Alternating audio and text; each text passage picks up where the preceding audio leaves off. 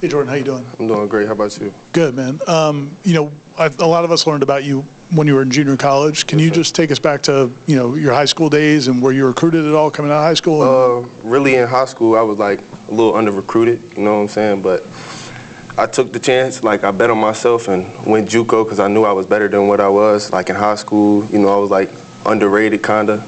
So I took the time to go to JUCO and change my life. Yeah. Left, Chris Nick. Hey Jordan, during your recruiting process out of JUCO, you committed elsewhere, but still decided to take the visit here. Yeah. What was it about this place that decided for you to take a visit and then ultimately led you here?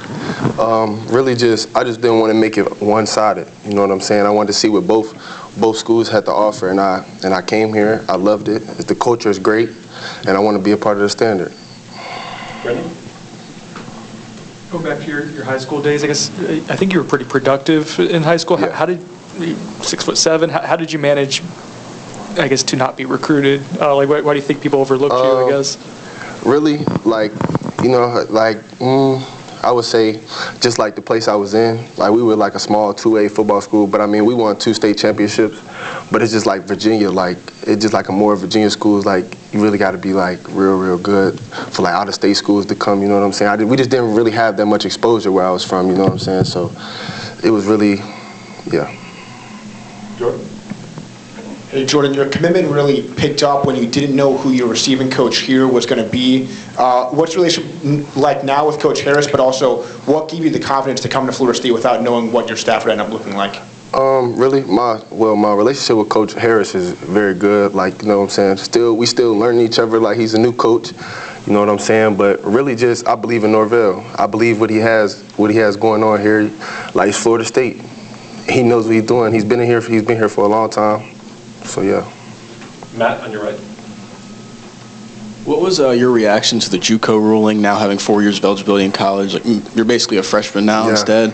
What was your reaction to that, and what does that mean to you to now be able to play 4 years at the FBS level? It meant a lot, to be honest, because JUCO is two different. It's like NJCCA and it's not NCAA. So I feel like it's great. Like, give us more time to develop more, because in JUCO you get developed, but you don't really get like true development as you would at this type of level. So I believe I liked it. Yeah.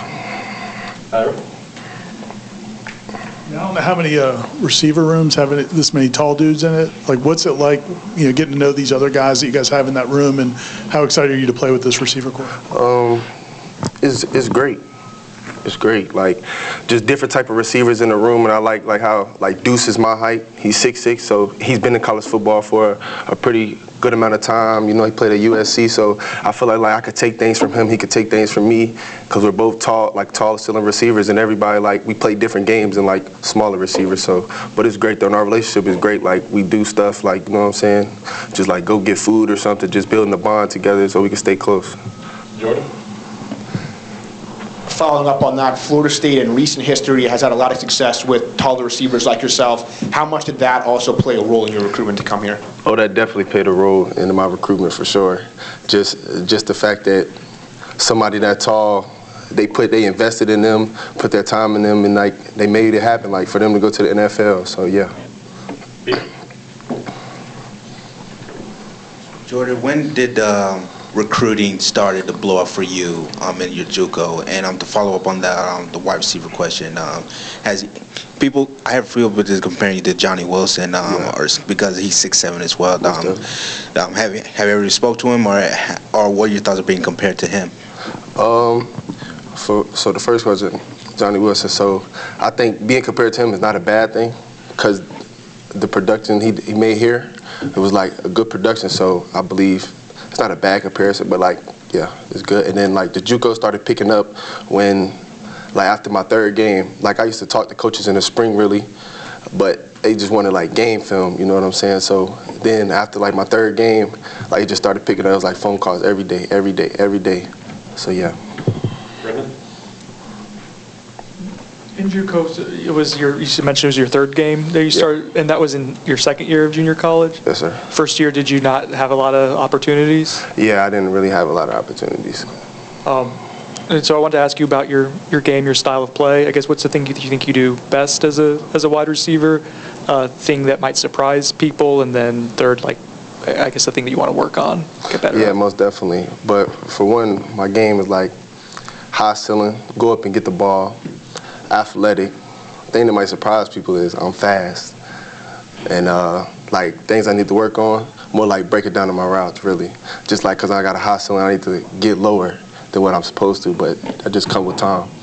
So yeah. Athlon, back right. You talk about betting on yourself, you know, what was the sort of conversation, I guess, you had with yourself, the people around you, to go all the way down to Summit, Mississippi?